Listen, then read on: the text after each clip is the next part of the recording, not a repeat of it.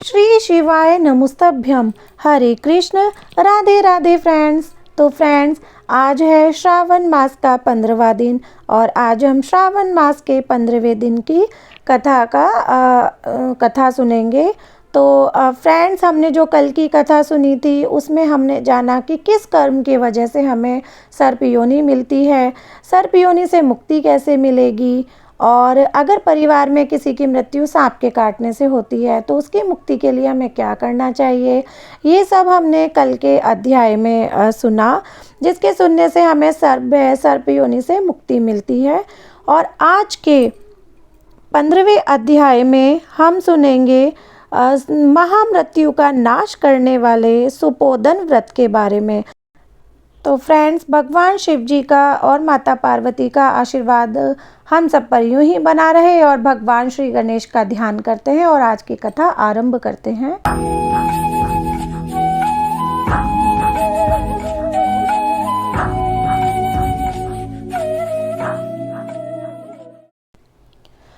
श्री सनत कुमार जी ने भगवान श्री सदाशिव से कहा, हे प्रभु, मैं नागों का आश्चर्यजनक नाग पंचमी व्रत आपके मुखारबिंद से सुन चुका हूँ। हे देवेश, हे महादेव, अब आप मुझे सृष्टि के दिन किए जाने वाले व्रत के संबंध में बतलाइए। इस व्रत का नाम क्या है और विधान क्या है, इसके करने से हमें कौन से पुण्य फल प्राप्त होते हैं, ये सब ज़रूर बतलाइएगा। भगवान श्री सदाशिव ने श्री सनत कुमार जी से कहा, हे तात, श्रावण मास शुक्ल पक्ष की षष्ठी तिथि को महामृत्यु विनाशक उत्तम सुपोधन नामक व्रत करना चाहिए। शिवालय या घर में भगवान श्री सदाशिव का अर्चन करके दाल, आटे, भात का नैवेद्य, नमक सहित आम का साग रखना चाहिए। ब्राह्मणों को नैवेद्य पदार्थों का वायन देना चाहिए। जो मनुष्य विधि पूर्वक इस व्रत को करता है उसे बड़े भारी पुण्य की प्राप्ति होती है। इसके संबंध में तुम्हें मैं एक प्राचीन कथा सुनाता हूँ। रोहत नामक एक राजा के यहाँ बहुत समय तक संतान नहीं हुई। उसने पुत्र की प्राप्ति के लिए कठिन तप किया। तप के द्वारा श्री ब्रह्मा जी ने प्रकट होकर उस राजा से कहा, राजन, तुम्हारे भाग्य में पुत्र प्राप्ति नहीं है। लेकिन राजा इस पर भी पूर्ववत तपस्या में लीन रहा। ब्रह्मा जी दोबारा प्रकट हुए और राजा से कहा, राजन, तुम्हें जो पुत्र मैं दूंगा वह अल्पायु होगा। इस पर राजा और रानी ने सोचा कि अल्पायु पुत्र ही सही, एक तो उसकी प्राप्ति से वंध्यापन हट जाएगा, दूसरे इस लोक में अपुत्र होने की निंदा मिट जाएगी। श्री ब्रह्मा जी के वरदान से राजा के यहाँ शोक और हर्ष से युक्त पुत्र हुआ। राजा ने जातकर्म आदि संस्कार बड़े धूमधाम से किए। राजा रोहित तथा रानी दक्षिणा ने पुत्र का नाम शिवदत्त रखा। डरते डरते राजा ने राजकुमार का उपनयन संस्कार किया। मृत्यु के भय से राजा ने उसका विवाह नहीं किया। जब राजकुमार 16 वर्ष का हुआ तो उसकी मृत्यु हो गई।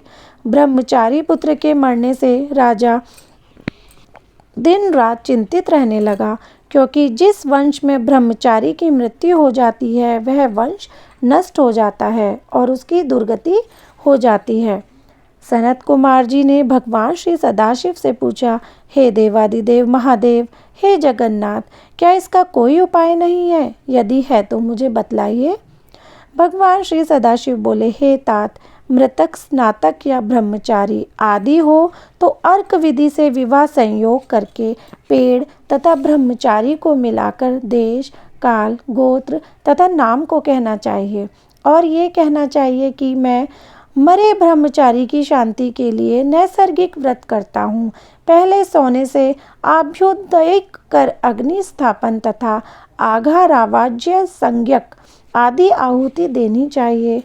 व्याहृतियों में हवन करके व्रत के अनुष्ठान के लिए फल पाने के लिए व्रतकर्ता को अग्नि तथा विश्वदेव का घी से हवन करना चाहिए। स्विष्टकृत हवन करके अवशिष्ट होम समाप्त करना चाहिए। देश काल का विचार करके हवन के पश्चात कहना चाहिए कि मैं अर्क विवाह करूँगा। सोने से आभ्युदय करके पीपल शाखा तथा शव को हल्दी और तेल से लेपकर पीले सूत द्वारा वेष्टित करना चाहिए। फिर अग्नि स्थापना करके विवाह विधि द्वारा आघारांत हवन करके अग्नि, बृहस्पति, काम, 4 व्याहृतियों से हवन करके स्विष्टकृत संज्ञक होम कर कर्म को समाप्त कर देना चाहिए। यथाविधि पीपल की डाल और मृत शव को जला देना चाहिए। मृत्यु की संभावना हो तो इस व्रत को 6 वर्ष तक करना चाहिए। 30 ब्रह्मचारियों को नए कोपीन और एक हाथ का या कर्ण मात्र का कृष्णाजिन देना चाहिए। खड़ाऊं, छत्र, माला, गोपी चंदन, मणि, प्रवाल, माला तथा आभूषण समर्पण करने चाहिए। इस प्रकार करने पर कोई विघ्न नहीं होता। भगवान श्री सदाशिव ने श्री सनत कुमार से कहा, हे सनत कुमार, राजा ने इस विधि को ब्राह्मण के मुख से श्रवण करके सोचा कि यह अमुख्य अर्क विवाह मुझे अच्छा नहीं लगा। विवाह का मुख्य होना उचित है, जिससे मेरे जीव के वास्ते कोई कन्या नहीं देता। मैं राजा हूँ, जो कोई इसको अपनी लड़की देगा मैं उसे रत्न तथा बहुत सा धन प्रदान करूँगा। उसके शहर में एक ब्राह्मण रहता था जो कि इन दिनों बाहर गया हुआ था। उसकी पहली मृत पत्नी से एक लड़की थी। उस ब्राह्मण की दूसरी पत्नी बहुत ही दुष्ट थी। उसने डहा से तथा पैसों के लालच में राजा को लड़की देना स्वीकार कर लिया। उसने 1 लाख रुपया नकद लेकर राजा को अपनी सौत की 10 वर्षीय कन्या उसके मृत लड़के के लिए दे दी। उस लड़की को लेकर राजा के सेवक शमशान भूमि में गए। उन्होंने राजकुमार के शव के साथ उस लड़की का विवाह किया और बाद में उस शव के साथ उस लड़की को जलाने की तैयारियां करने लगे। तब लड़की बोली, आप यह क्या कर रहे हैं? लड़की की बात सुनकर वे सब दुखी होकर बोले, यह तेरा पति है, हम इसकी देह को जला रहे हैं। लड़की डरकर रोने लगी और उसने कहा, आप मेरे स्वामी को क्यों जलाते हैं? मैं इसे जलाने नहीं दूंगी। आप सब लोग यहाँ से जा सकते हैं, मैं तो यहीं इसके पास ही रहूंगी और जब ये उठेंगे इनके साथ ही जाऊंगी। लड़की का हठ देखकर सब करुणा से आदरचित होकर वहाँ से चले गए। उस समय बड़े बूढ़ों ने कहा, घोर कष्ट है, हम किसी का भविष्य तो नहीं जान सकते। यह लड़की बेचारी अपने सौतेली माँ के द्वारा बेची गई है।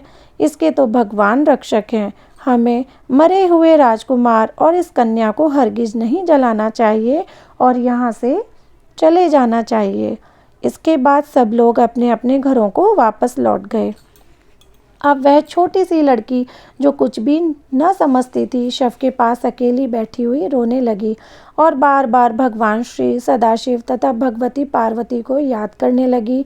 उधर दया सागर भगवान सदाशिव तथा भगवती पार्वती भी बार बार उसको याद करने लगे और नंदी पर सवार हो तेजी के साथ उस बालिका के पास पहुँचे। बालिका ने जब भगवान श्री सदाशिव और भगवती पार्वती को देखा तो वह अपने स्थान पर से उठी और उन्हें प्रणाम किया। उसे भगवान तथा भगवती के आने से बहुत संतोष हुआ। उसने भगवान सदाशिव से पूछा, क्या मेरे पति जी उठेंगे? उसके सहज बाल भाव को देखकर कृपालु भगवान सदाशिव तथा पार्वती ने कहा, हे बालिके, तेरी माँ ने सुपोदन नामक व्रत किया था। तेल तथा जल लेकर उसके फल को संकल्प करके तू उसे अपने पति को दे दे तथा मरे हुए पति से कह, मेरी माँ ने जो सुपोदन नाम का व्रत किया था उसके प्रभाव से मेरा पति पुनः जीवित हो जाए। बालिका ने भगवान सदाशिव तथा भगवती पार्वती के आदेशानुसार वैसा ही किया। शिवदत्त तुरंत उठकर बैठ गया। भगवान सदाशिव तथा भगवती पार्वती उस बालिका को व्रत करने का आदेश देकर अंतर ध्यान हो गए। श्री सदाशिव और भगवती पार्वती के जाने के बाद शिवदत्त ने उस कन्या से पूछा, तुम कौन हो और मैं किस प्रकार यहाँ आया हूँ? बालिका ने शिवदत्त को सारी कथा सुना दी। इसी प्रकार रात बीत गई। प्रातःकाल नदी के तट पर स्नान करने के लिए आए हुए लोगों ने वापस लौटकर राजा से जाकर कहा, महाराज, आपका पुत्र तथा पुत्रवधू नदी के किनारे पर बैठे हैं। राजा सारा हाल सुनकर अत्यंत प्रसन्न होकर बाजे गाजे के साथ नदी के तट पर गया। जनता ने प्रसन्न होकर राजा की स्तुति की।